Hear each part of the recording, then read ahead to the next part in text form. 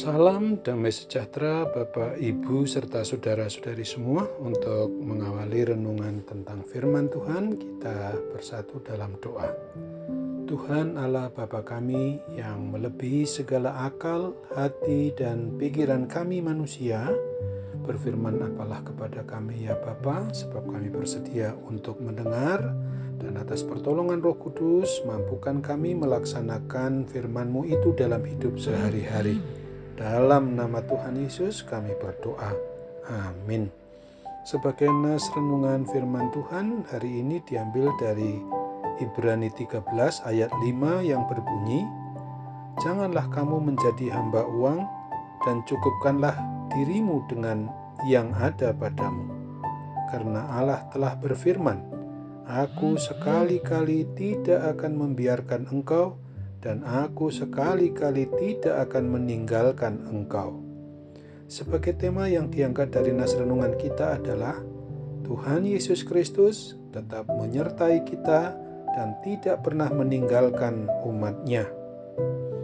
Sebagai umat manusia yang diciptakan menurut Shalem atau gambar dan Demuth atau rupa dari Allah pencipta dan pemelihara seluruh ciptaannya itu, maka sudah selayaknya kita sebagai orang yang beriman percaya kepada Kristus harus bersyukur dan berterima kasih kepadanya, di mana walaupun secara kemanusiaan dia mati dalam 3 hari, terpisah tubuh dengan nyawanya, namun pada hari yang ketiga, di hari Paskah, ia bangkit mengalahkan kuasa maut atau kuasa kematian kekal itu, yang baru saja kita rayakan di hari Minggu 4 April yang lalu, untuk menyatakan bahwa hanya Dialah Allah Bapa kita yang tidak pernah meninggalkan kita.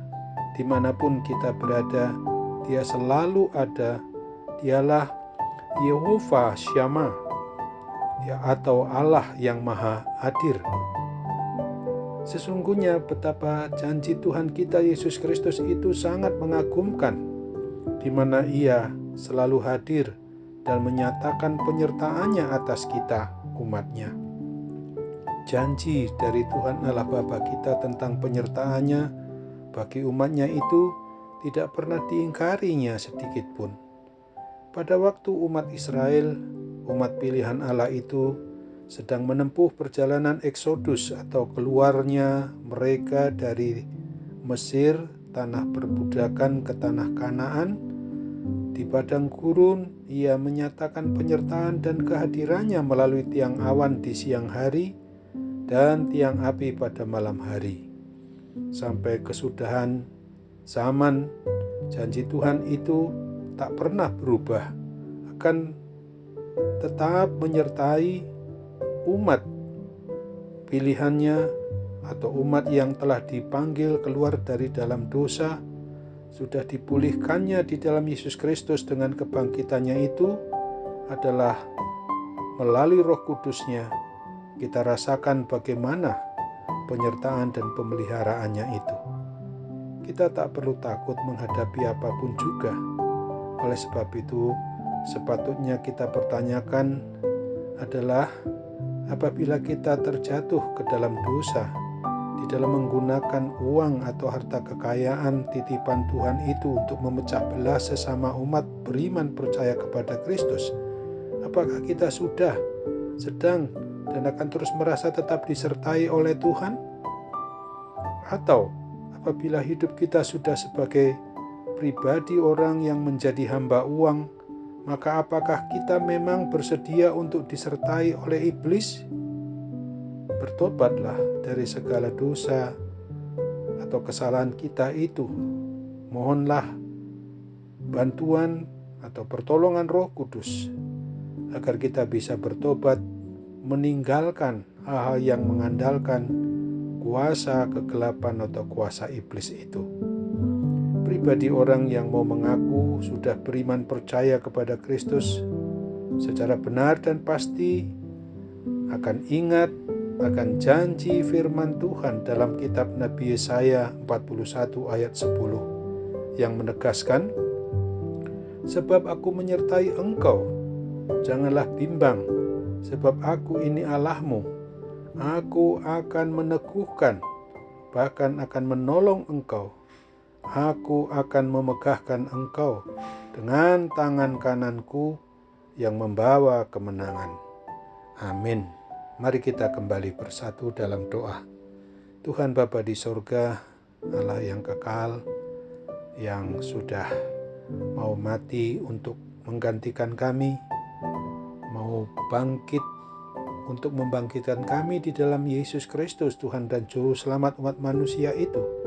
Sungguh kami pantas bersyukur, bukan saja dengan kata-kata kami ini, tapi mampukan atas pertolongan Roh Kudus agar melalui sikap, tingkah laku, dan perbuatan kami selalu sungguh-sungguh mengandalkan Tuhan, supaya kami boleh bebas dari penguasaan kuasa iblis, kuasa kegelapan itu, sehingga kami benar-benar menghargai, mengimani tentang Tuhan Yesus Kristus yang tetap menyertai dan tetap tidak pernah meninggalkan kami, umat-Mu ini yang Kau sayangi dan kasihi. Sekarang kami mau berdoa bagi mereka yang dalam kondisi sakit, baik rohaninya maupun juga jasmaninya, penyakit berat ataupun ringan. Kiranya Tuhan tetap campur tangan, seperti juga bagi mereka yang dalam kondisi sakit akibat pandemi COVID-19 ini, ya Bapa, tolonglah mereka melalui sarana perawatan, para medis, dokter, dan obat, untuk memungkinkan mereka boleh sembuh dari kuasa sakit penyakit itu semua. Doa dan harapan kami ini, kami hanya mohon dalam kerendahan hati melalui dan di dalam Yesus Kristus Tuhan dan Juru Selamat kami yang hidup.